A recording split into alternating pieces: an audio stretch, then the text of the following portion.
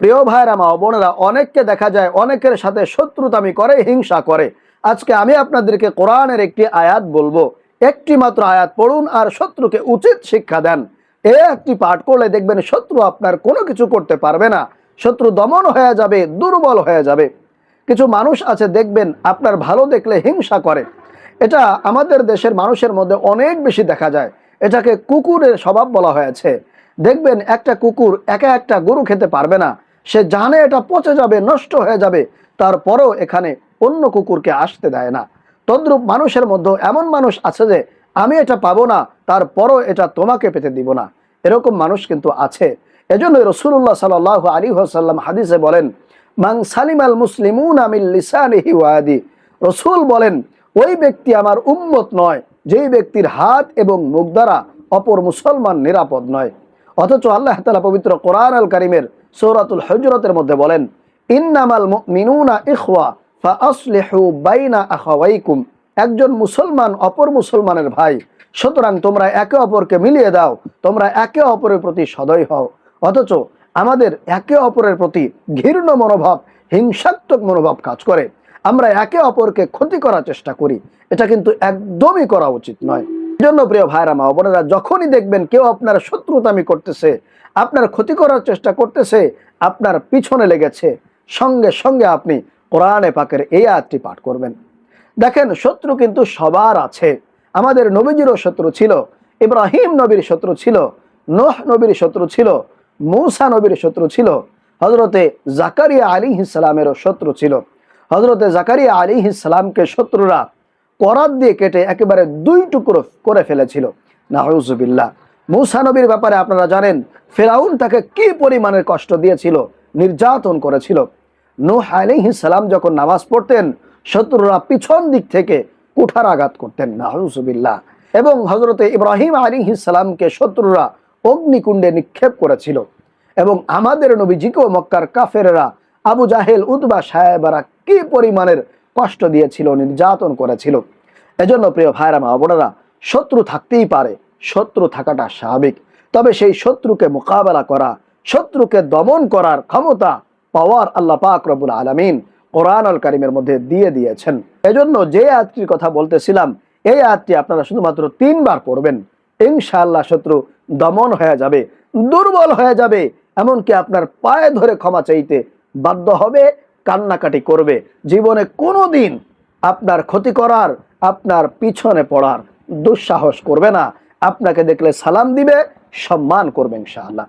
প্রিয় ভাইরা মা বোনেরা, কারণ এটি পবিত্র কোরআন আল কারীমের আমল, আর কোরআনে আমল কখনো মিস হয় না। বুলেট মিস হতে পারে, কোরআনে আমল কখনোই মিস হতে পারে না। সেই বিশ্বাস নিয়ে, ইয়াকিন নিয়ে, নবী করিম সাল্লাল্লাহু আলাইহি ওয়াসাল্লামের মুহাব্বত নিয়ে আপনারা আমলটি করবেন, ইনশাআল্লাহ আপনি উপকৃত হবেনই হবেন। তো এই আমলটি করার জন্য প্রথমে আপনাদেরকে ওযু করে নিতে হবে। আর ওযুর শুরুতে বিসমিল্লাহ পাঠ করবেন, কারণ নবী করিম সাল্লাল্লাহু আলাইহি ওয়াসাল্লাম বলেছেন যে ওযুর মধ্যে বিসমিল্লাহ পাঠ করা হয় না, ওই ওযুটা পরিপূর্ণ হয় না, অসম্পূর্ণ থেকে যায়, ওই ওযুর মধ্যে কোনো সওয়াব পাওয়া যায় না।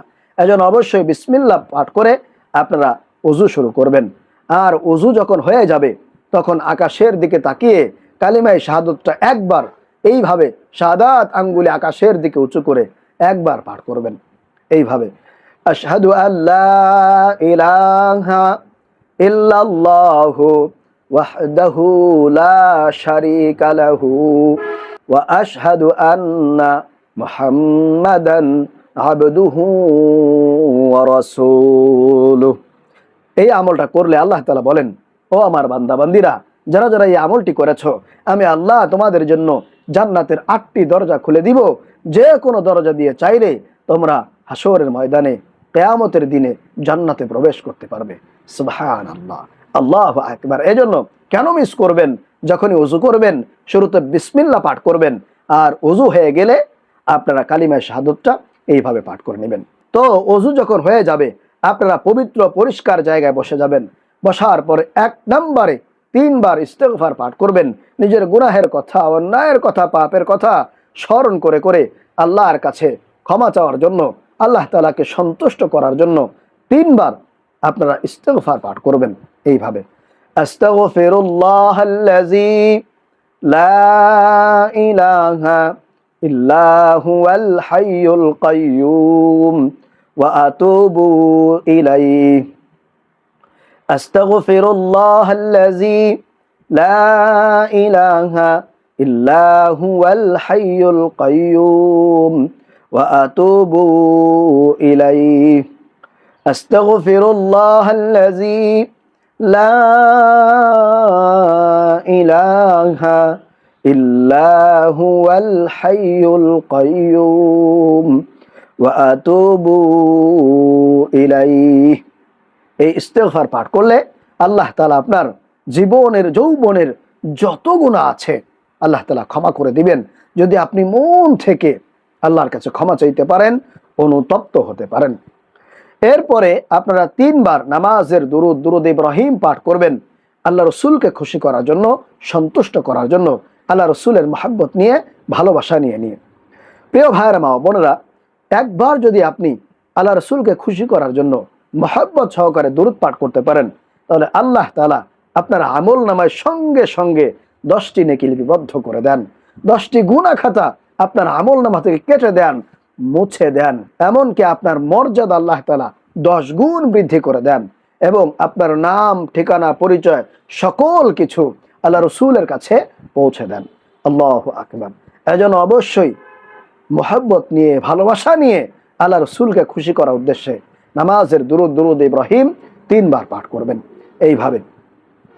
আল্লাহুম্মা সাল্লি আলা মুহাম্মাদিন ওয়া আলা আলি মুহাম্মাদ কামা সাল্লাইতা আলা ইব্রাহিম ওয়া আলা আলি ইব্রাহিম ইন্নাকা হামিদুম মাজিদ। আল্লাহুম্মা বারিক আলা মুহাম্মাদিন ওয়া আলা আলি মুহাম্মাদ কামা বারাকতা আলা ইব্রাহিম ওয়া আলা আলি ইব্রাহিম ইন্নাকা হামিদুম মাজিদ। এইভাবে করে করে 3 বার নামাজের দুরূদ ইব্রাহিম পাঠ করবেন। অথবা চাইলে আপনারা ছোট্ট দুরূদ শরীফটাও 3 বার পড়তে পারেন। সেটি হলো সাল্লাল্লাহু আলাইহি ওয়াসাল্লাম, সাল্লাল্লাহু আলাইহি ওয়াসাল্লাম, সাল্লাল্লাহু আলাইহি ওয়াসাল্লাম। তবে আমি বলবো আপনারা 3 বার যদি সময় থাকে নামাজের দুরূদ ইব্রাহিম পাঠ করবেন। এরপরে আপনারা পবিত্র কোরআন আল কারীমের সূরা আল ইমরানের 173 নম্বর আয়াত, শত্রুর নাম নিয়ে, শত্রুকে উদ্দেশ্য করে, শত্রুর কথা স্মরণ করে করে আপনারা 3 বার পাঠ করবেন সূরা আল ইমরানের 173 নম্বর আয়াতটি। সেই আয়াতটি হলো হাসবুনাল্লাহু ওয়া নি'মাল ওয়াকিল, হাসবুনাল্লাহু ওয়া নি'মাল ওয়াকিল, হাসবুনাল্লাহু ওয়া নি'মাল ওয়াকিল, হাসবুনাল্লাহু ওয়া নি'মাল ওয়াকিল। এইভাবে করে আপনারা এই আয়াতটি 3 বার পাঠ করবেন, শত্রুর নাম নিয়ে, শত্রুদেরকে উদ্দেশ্য করে। আপনার যত শত্রু থাকুক না কেন, সমস্ত শত্রুদেরকে উদ্দেশ্য করে এই আয়াতটি পাঠ করবেন। ইনশাআল্লাহ কোরআনে আমল কখনো মিস হতে পারে না। আপনি অবশ্যই উপকৃত হবেন, আপনার শত্রু ধ্বংস হয়ে যাবে, ধূলিসাৎ হয়ে যাবে, একেবারে তারের মতো সোজা হয়ে যাবে। জীবনে কোনোদিন আপনার ক্ষতি করার, আপনার পিছনে পড়ার দুঃসাহস করবে না ইনশাআল্লাহ তাআলা। এমনকি আপনার পায়ে ধরে ক্ষমা চাইতে বাধ্য হয়ে যাবে। তাহলে প্রিয় ভাইরা, মা বোনেরা, আশা করি আজকের এই আমলটি আপনারা বুঝতে পেরেছেন, শিখতে পেরেছেন। যারা যারা আমলটি করতে চান তারা অবশ্যই ভিডিওতে একটি লাইক দিবেন এবং চ্যানেলটি সাবস্ক্রাইব করে রাখবেন। আর অবশ্যই আপনারা কমেন্ট করে অনুমতি চাইবেন। ইনশাআল্লাহ আপনাদের প্রত্যেকের জন্য খাস করে দোয়া করি, যাতে করে আল্লাহ রাব্বুল আলামিন আপনাদেরকে শত্রুর ক্ষতি থেকে বেঁচে থাকার তৌফিক দান করুন। আমিন।